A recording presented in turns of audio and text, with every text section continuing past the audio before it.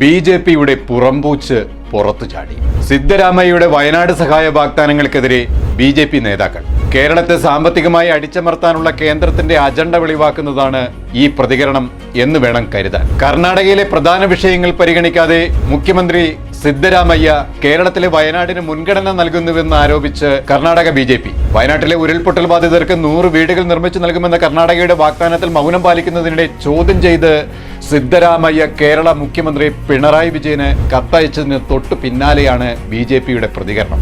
വയനാട്ടിലുണ്ടായ ഉരുൾപൊട്ടലിനെ തുടർന്നാണ് സിദ്ധരാമയ്യ വീടുകൾ നിർമ്മിക്കാൻ വാഗ്ദാനം ചെയ്തത്. പദ്ധതി നടപ്പാക്കുന്നതിനുള്ള മാർഗനിർദ്ദേശങ്ങളിൽ കേരളം പുലർത്തുന്ന മൗനം ചൂണ്ടിക്കാട്ടിയാണ് അദ്ദേഹം അടുത്തിടെ മുഖ്യമന്ത്രിക്ക് കത്തയച്ചിരുന്നത്. കർണാടകയിലെ സമരങ്ങൾ ചൂണ്ടിക്കാട്ടി ബി.ജെ.പി നേതാക്കൾ ഈ നീക്കത്തെ രൂക്ഷമായി വിമർശിക്കുകയും ചെയ്തു. സോഷ്യൽ മീഡിയ പ്ലാറ്റ്ഫോമായ എക്സിൽ സിദ്ധരാമയ്യയെ ഒരു അഴിമതി മുഖ്യമന്ത്രിയായി മുദ്രകുത്തി അദ്ദേഹത്തിന്റെ സർക്കാർ കർണാടകയിൽ പരാജയപ്പെട്ടുവെന്നും ശിശുമരണങ്ങളും മാതൃമരണങ്ങളും ശമ്പളം ലഭിക്കാത്ത തൊഴിലാളികളും തകർന്ന അടിസ്ഥാന സൗകര്യങ്ങളും ബി.ജെ.പി കർണാടക ചൂണ്ടിക്കാട്ടി. നികുതിദായകരുടെ പണം അന്യ സംസ്ഥാനത്തേക്ക് എത്തിക്കുന്നത് എന്തിനാണെന്നും അവർ ചോദിക്കുന്നുണ്ട്. വയനാട് ലോക്സഭാ സീറ്റ് കോൺഗ്രസ് നേതാവ് പ്രിയങ്ക ഗാന്ധി പ്രതിനിധീകരിക്കുന്നതിനാൽ സിദ്ധരാമയ്യ സംസ്ഥാനത്തെ ജനങ്ങൾക്ക് വേണ്ടിയാണോ അതോ ഗാന്ധി കുടുംബത്തിന് വേണ്ടിയാണോ പ്രവർത്തിക്കുന്നതെന്ന് കർണാടക ബി.ജെ.പി അധ്യക്ഷൻ ബി.വൈ വിജയേന്ദ്രയും ചോദിക്കുകയുണ്ടായി.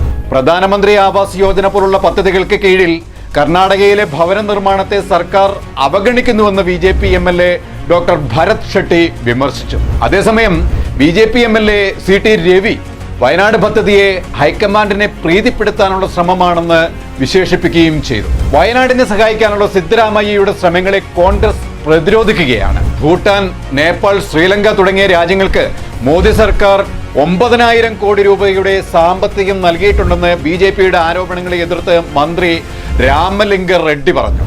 കേരളം ഇന്ത്യയുടെ ഭാഗമല്ലേ?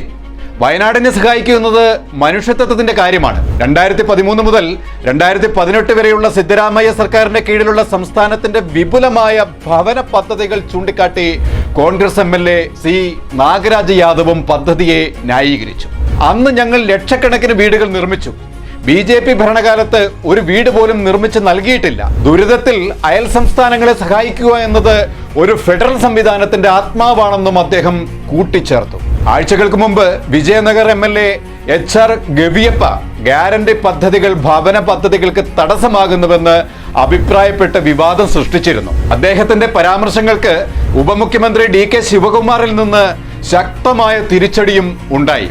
പാർട്ടിയുടെ ഉറപ്പുകളോടുള്ള പ്രതിബദ്ധത ആവർത്തിക്കുകയും ഗവിയപ്പയുടെ പ്രസ്താവനകൾക്ക് കാരണം കാണിക്കൽ നോട്ടീസ് നൽകാനുള്ള പദ്ധതികൾ പ്രഖ്യാപിക്കുകയും ചെയ്തു. എന്തുതന്നെയായാലും സിദ്ധരാമയ്യയുടെ ഈ പ്രഖ്യാപനത്തിന് എതിര് നിൽക്കുന്ന ബി.ജെ.പി വെറും കാഴ്ചക്കാരായല്ല, കേരളത്തെ തകർക്കുക, സാമ്പത്തികമായി തകർക്കുക എന്ന ലക്ഷ്യത്തോടെയുള്ള കാൽവെപ്പുകളാണ് നടത്തുന്നതെന്നത് യാതൊരു സംശയവും വേണ്ട. കൂടുതൽ വാർത്തകൾ ലഭ്യമാകാൻ ഞങ്ങളുടെ channel like, share and subscribe ചെയ്യുക. സബ്സ്ക്രൈബ് ബട്ടണിലെ ബെൽ ഐക്കൺ എനബിൾ ചെയ്യാനും മറക്കരുത്.